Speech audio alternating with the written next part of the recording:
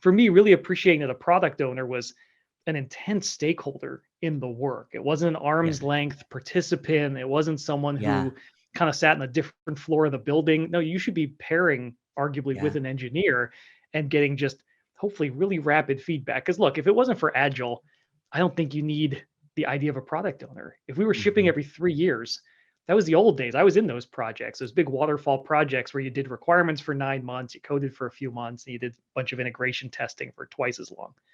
And in that world, you are just chucking specs around. You're writing some Mm. requirements almost in the abstract. But in this Mhm. world of like, to me, the biggest changes for software teams is moving to small batches.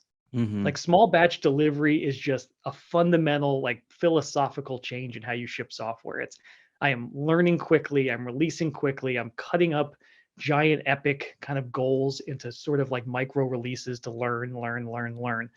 And in that model, I don't see how you don't have someone, let's call them a product owner, Mhm. who is intimately aware of what the customer's kind of after, but can also do a Mhm. brilliant job of translating that into a workable story. And also, frankly, has a bit of the backbone to prioritize well. Because everyone Yeah. wants to move certain things up, and some other person's chirping in your ear, like this has to be more important or this is harder. And so you have to Yeah. have a little courage. You Yeah. have to be a good communicator. And then you Absolutely. have to have enough, I think, technical chops too to be able to sit with an engineer and effectively kind of understand and translate what actually needs to happen and prove that what they built is the right thing. And then wash, rinse, repeat, do it again and again and again. So I think it's a very underrated role, but if it's Yes. done well, it's probably the thing that unlocks good software for most companies.